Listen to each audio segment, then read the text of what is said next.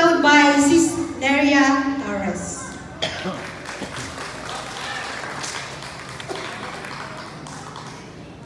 Good afternoon, everyone. It is a privilege na makapagsalita ako at maipaalam ko sa inyo ang kabutihan ng Diyos na ginawa sa aking buhay. Since my childhood, ganito na talaga ako. Tinrain tayo sa mga mahihirap na bagay. Hanggang sa paglaki ko, pagka-graduate ko ng high school, kasi walang plano ang magulang ko na pag-aralin ang mga babae ng college. Kaya ito ang dahilan kung bakit nagsusumikap ako, pero hindi pa rin ako pumasa bilang isang lalaki. Ngayon, dahil sa frustration ko, nagtrabaho ako at nagpaaral ng aking mga kapatid. At lahat ng gustong tumapos ng pag-aaral ay nakatapos. Siyang kami, pang-apat ako.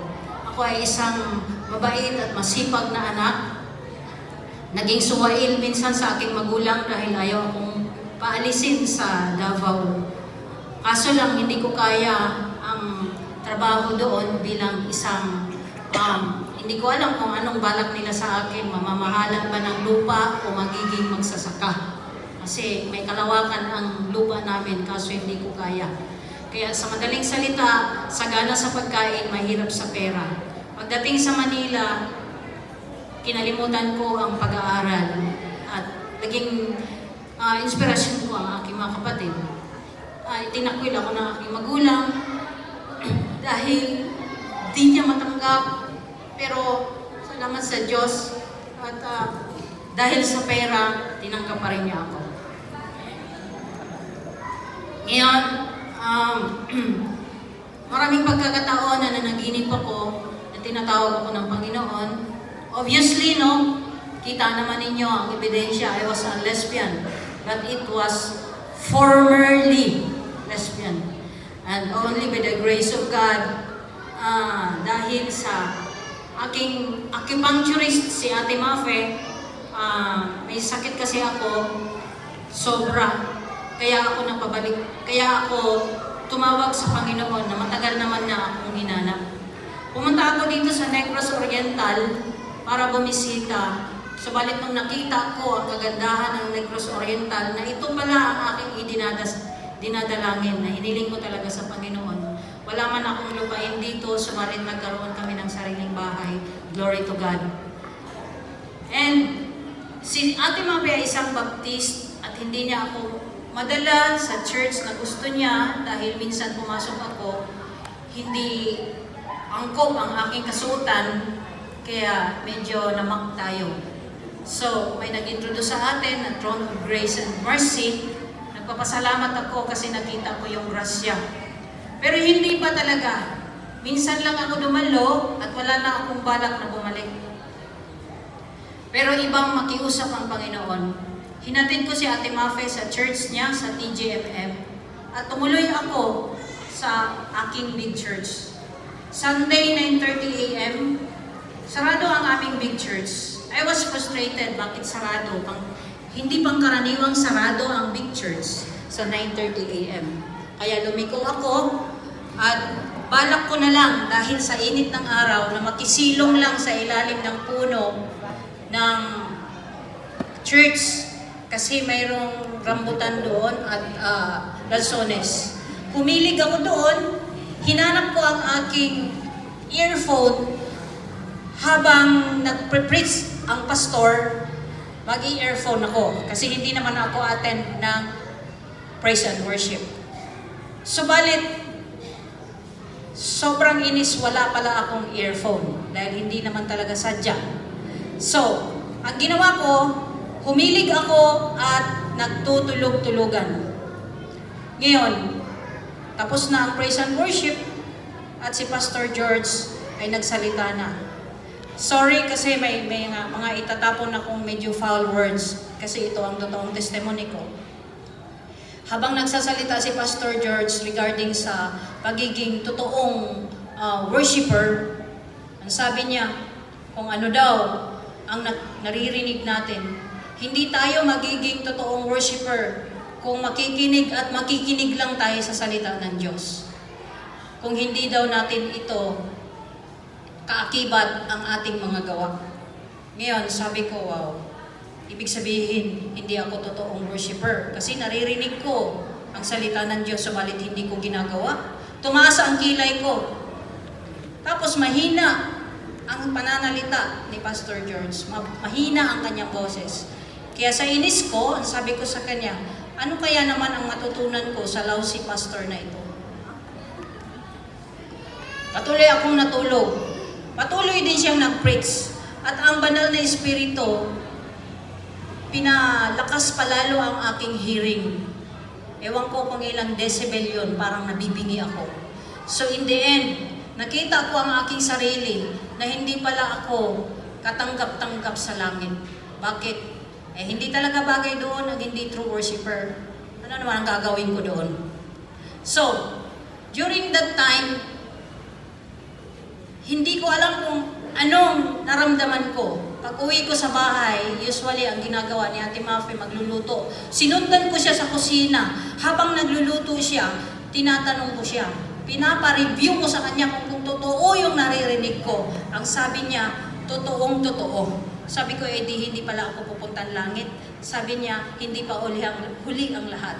Kaya pagkatapos noon, hindi ako pumayag na hindi niya ipaliwanag sa akin ang salvation. So sa madaling salita, the following mga Sunday, eto, dito sa kabila, 2019, nagkaroon kami ng anniversary. Hindi ko alam kung pang ilan yon. Ngayon, tinawag naman ako ni Pastora Lorna na mag-testimony. Kasi under the group niya ako. At hindi ko alam bakit sinasabi ng banal na espiritu na manghingi ka ng request para sa baptism. By the grace of God, nabaptize ako 2019 of May 19. Simula noon, hindi ko alam kung ano ang pumasok sa akin. Naging walang hiya na ako. Kung ako ikukumpara before, preserve ako. Kahit ako'y lesbian, hindi mo ako pwedeng ganun-ganunin lang. Kumbaga, madaliin mo. Hindi kita pwedeng kausapin kung wala kang transaksyon sa akin ng seryoso. So, kailangan harapin kita kung mayroon kang transaksyon sa akin. Ngayon, walang iya na ako. May transaksyon ka o wala, ako pa ang lalapit sa'yo. Dahil magsasalita ako ng kabutihan ng Panginoon. So, napapansin ko ang sarili ko na na-divert ako. Kahit sa hospital, kung mayroon akong pagkakataon, pasyente sa ward, tumatayo ako sa harap, hindi ko sinasadya. Pero naririnig ko ang wika ng banal na espiritu at ako'y nagsasalita na Panginoon. At ang mga pasyente, mga uhaw, ang mga bantay, mga uhaw, talagang tinatanggap nila ang salita ng Diyos. Kahit saan ako, naging supervisor ako sa Dawin, ang mga tao ko doon, wala akong ginawa, kundi bigyan ng salita, pakainin ng salita ng Panginoon. So kahit saan ako, ang nasa puso ko ay ang salita ng Panginoon. Kahit ano ang ginagawa ko, ang cellphone ko ay station doon sa Word of God. Nagpapasalamat ako sa Diyos dahil ako'y isang lesbian before at binago niya. Dahil sa grace niya, ako ay karapat-dapat na humarap sa Kanya. Salamat sa Panginoon at salamat sa aking mga churchmate na siya katulong na maging lalo pa kaming lumapit sa Panginoon. Salamat sa buhay ni Pastor George dahil masasabi ko kung si Pastora Marilyn at si Pastora Karel ay kanyang mga daughter, ako naman ay isang anak. So magkapatid tayong lahat. Salamat at purihin ng Diyos.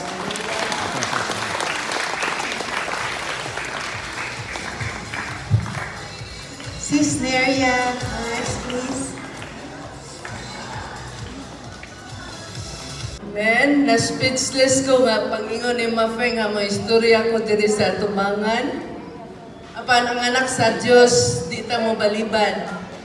Kay siya ang nag-sustain sa atong mga kinabuhi nga magpadayon kita sa pagpangalagad sa Ginoo. Men, salamat sa Ginoo nga katong bago na-convert si Pastor. katong dito pa mi sa AG. Kami ang magkauban dito Bible study sa Camp Lookout, 3 to 5 kilometers gikan dire, maglakaw rami aron sa pag-reach out atong mga kabataan o mga hamtong. Si pastor ang magtudlo sa mga hamtong o ako diri sa mga kabataan. Salamat sa Ginoo nga naatong kadasig sa pag-share sa pulong sa Ginoo. Then, pagkahuman na po sa among mga kaigsunan sa Campisa, that is 5 to 7 kilometers, gihapon lakawon na mo sa pag-share sa pulong o pagdasig sa among mga kaigsunan dito. Maglakaw rami, makagabihan mi, apan na gihapon ang kusog nga gihatag sa Dios sa pag-share ngadto sa uban. Salamat moto nga si pastor nabalhin na po siya, nihawa siya kay mo lagi ito nga inan nga gusto na po nga mo pastor. So nabilin mi dito sa EG, kauban nila sa akong mga kaigsunan nilang edit. So kasi lagi buhat ni pastor, kami na po ang wala nila nga, murag naami laing hangarin nga modala sa simbahan. So, wala, padayon naghapon ni kay uban sa mong mga kaigsunan nga maluoy ka nga, dugay na mong kakauban. Palahi na god ang espiritu kay kuha namin nila. So, ningon ang ako Sister Biding nga, may pagbubalhin mo diri day sa Amazing Grace. So, moto ni balhin niya sa Amazing Grace. O kauban na sa nila ni Pastor. Salamat sa Ginoo nga siya kanunay nagpakaon kanato sa pulong sa Ginoo. Salamat kay sa pakikuban na mo ni Pastor George. Bukang bibig niya si Pastor Ruben nga gigamit sa Ginoo dito sa Mabinay. So, nangandoy sa ko nga sa ka naghitsuro sa Pastor Ruben sa? So, salamat sa Ginoo nga giimbitar gyud siya ni Pastor George nga makikuban ka nato o nakita nako siya personally karong hapon na. So, sanas nako na to kadaugan makashare siya sa kaayo sa Ginoo ngali sa matag usa kanato. Kay siya 85 years old na, likon pa nga mo kig-ambit sa pulong sa Ginoo. So, murag usa na kahagit sa matag usa kanato nga likon pa tagtuhod aron sa pag-share sa pulong. So, ako sa una nagsugod mig pangalaga sa Ginoo, ito pamibuhok ni Pastor George. Apan karon mga puti na ning among buhok kauban ni Pastor Ruben. Apan salamat ang kaayo sa Ginoo, maguban ka natong tanan o maayong hapon ka natong tanan. Thank you kaayo sa duha ka testimonies nato. So, dili jud ta mo balibad when it comes to the goodness of God. So, bisag ka kurog mo tindog jud. So, thank you. And now, let's move on the exciting part of our celebration by a special number from our TGMM Kids Ministry, led by the Kitoy sisters, Sis Jojo, Sis Jovel, and Sis Poy Poy.